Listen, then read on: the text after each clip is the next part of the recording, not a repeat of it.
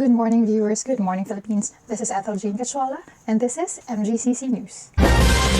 Sa ulo ng mga nagbabagang According to UNICEF, over 230 million women and girls are subjected to female genital mutilation.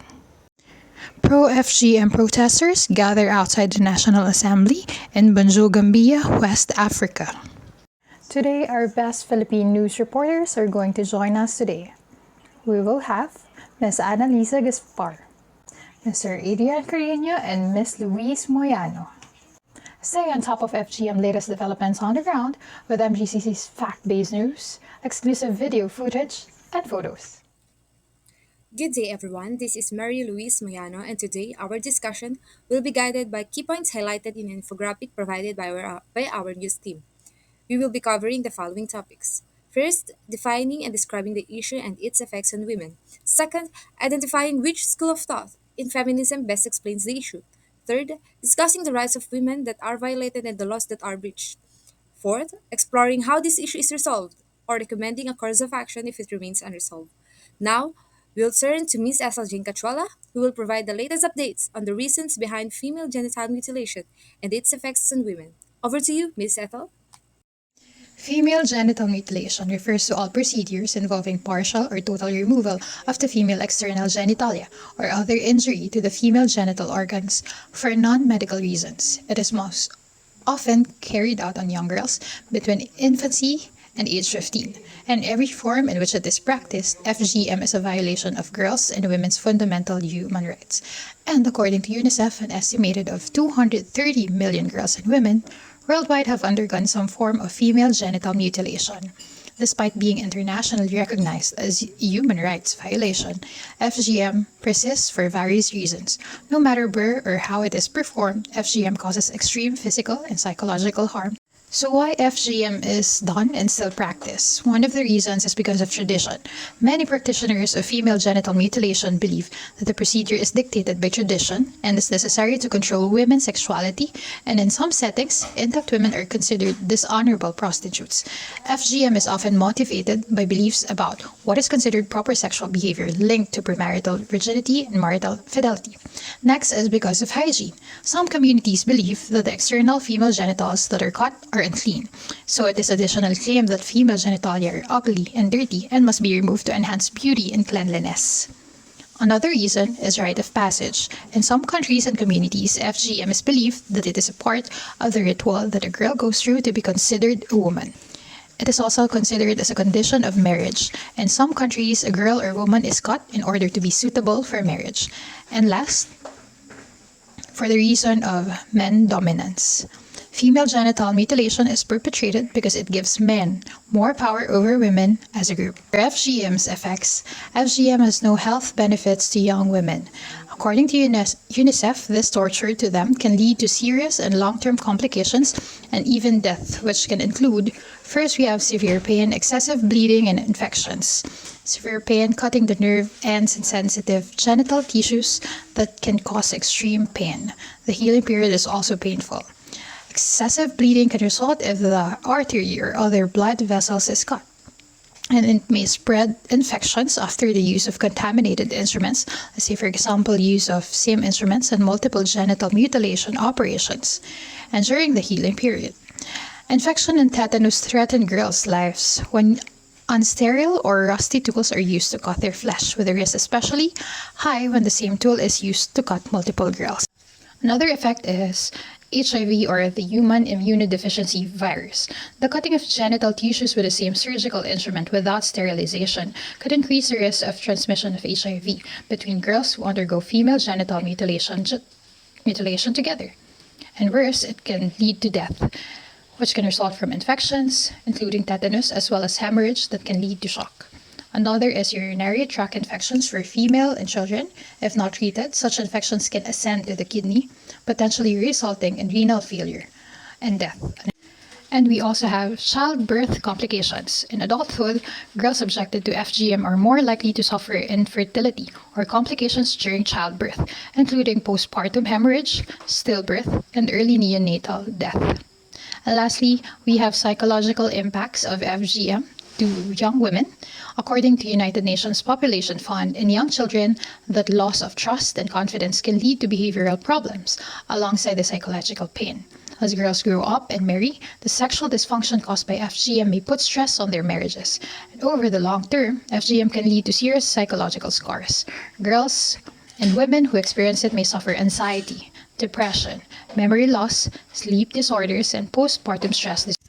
The pain, shock, and the use of physical force during the event, as well as a sense of betrayal from family members, condone and are organized or practice, are reasons why many women describe FGM as a traumatic event. Hi, I'm Adrian F. Carino. The school of thought on feminism best explained the issue in FGM is cultural feminist. Cultural feminists emphasize the need to take account of difference between men and women.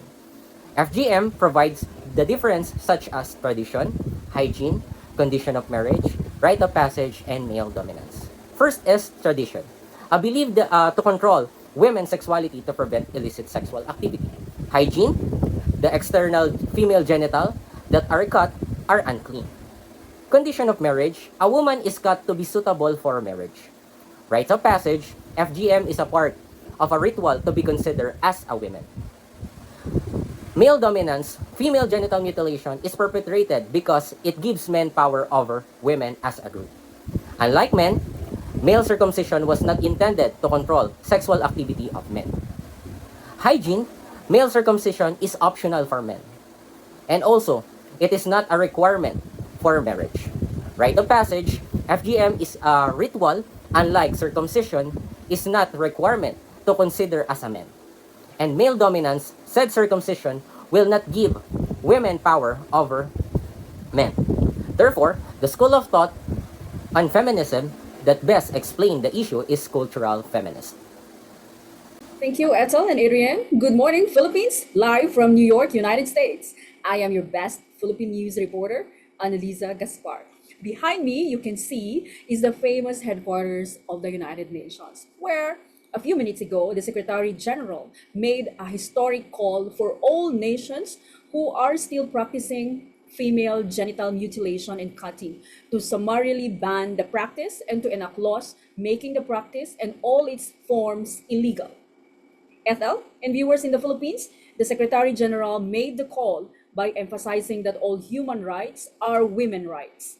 What is surprising in this call is the Secretary General gave a hard deadline for everyone to end all forms of female genital mutilation and cutting by February 6, 2025.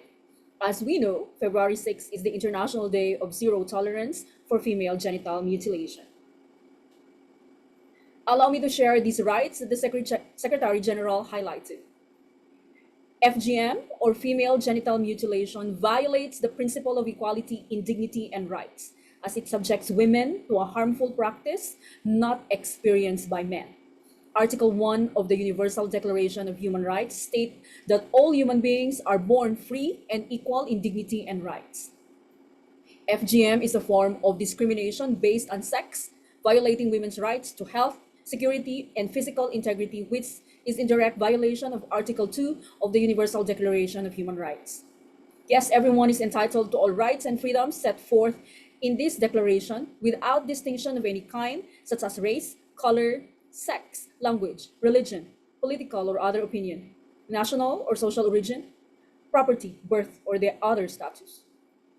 FGM constitutes cruel, inhumane, and degrading treatment prohibited by Article 5 of the Universal Declaration of Human Rights. Ethel, as we know, the Universal Declaration of Human Rights, or the UDHR, is a milestone document proclaimed by the United Nations General Assembly in 1948.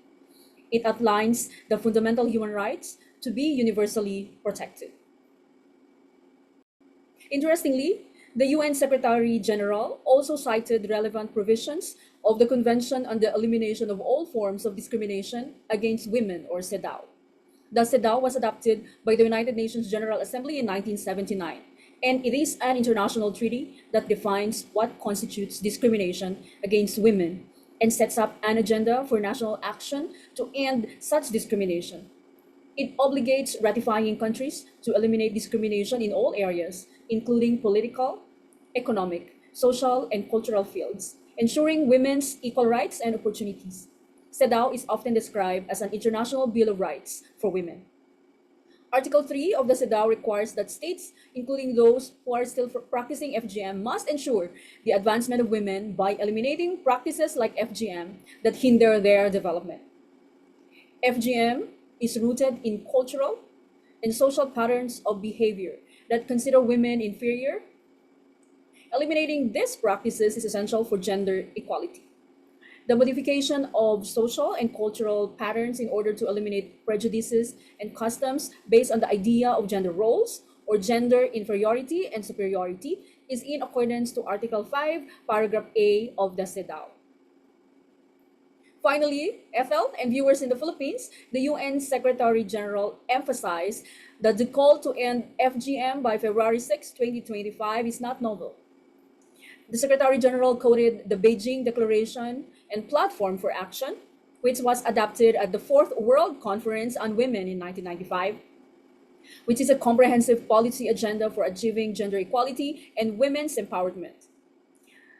It outlines strategic objectives and actions across various critical areas, including education, health, violence against women, and economic participation, aiming to address the systemic barriers and discrimination that women face globally. The Secretary General specifically cited Strategic Objective D, Violence Against Women, to support Strategic Objective D.1, adopt integrated measures to prevent and eliminate violence against women.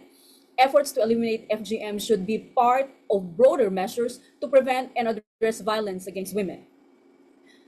In support of Strategic Objective D.2, which is the study the causes and consequences of violence against women and the effectiveness of preventive measures, the Secretary General mentioned understanding the causes of FGM is crucial for developing effective prevention strategies. Personally, I believe that only when women and girls have full access to their rights, from equal pay and land ownership rights to sexual rights, freedom from violence, access to education, and maternal health rights, will true equality exist. FL and to all our Philippine News Report viewers, may I reiterate the call to ban FGM and make all forms of female genital mutilation and cutting illegal in all countries of the world. By 2025, let's all celebrate February 6th, the International Day of Zero Tolerance for Female Genital Mutilation, by commemorating the true end of FGM across the globe. That's my report, FL. See you back in Manila. Annalisa M. Gaspar, signing off. Good morning, everyone. I am Mary Louise Miano, and welcome to our special report on the international efforts to end female genital mutilation or FGM. Today, we delve into the global movement to eradicate this practice and spotlight the crucial role of survivor led initiatives. In 2012, the United Nations General Assembly took a bold step by designating February 6th as the International Day of Zero Tolerance for Female Genital Mutilation, and this day serves as a call to action, amplifying efforts to eliminate FGM worldwide. A significant player in this movement is the UNFPA and UNICEF joint program, launched in 2008 as the largest global initiative targeting the end of FGM. It operates in 17 countries across Africa and Middle East, supporting both regional and global efforts that gives impacts which is substantial. Also, the joint program has empowered over 11,000 organizations, with 83% being grassroots groups. Also, the theme for 2024, Her Voice, Her Future, investing in survivor led movements to end female genital mutilation, underscores the vital role of survivors in leading the charge against FGM. Now, globally, we have seen progress. A girl today is one-third less likely to undergo FGM than 30 years ago. Yet, the challenge remains daunting, with over 200 million girls and women affected and nearly 4.4 million girls at risk each year. Now, let us turn our attention to local actions, particularly in the Philippines, the country that has shown a strong national commitment to this cause. As a signatory of the Convention on the Elimination of All Forms of Discrimination Against Women and a proponent of the Sustainable Development Goals, the Philippines is dedicated to eliminating harmful practices against women and girls. Here in the Philippines, we see a concerted effort from both government and civil society to combat FGM. which are education campaigns, community engagement, and strict enforcement of laws against such practices are all part of the strategy to protect the rights and well being of women and child. Now, the fight to end FGM is a global one, requiring unity and relentless effort. With the continued support of survivor led movements and the focus on changing social norms, there is hope that we can see an end to this practice within our lifetimes. Thank you for joining us on this special report and stay tuned for more on this and other pressing global issues.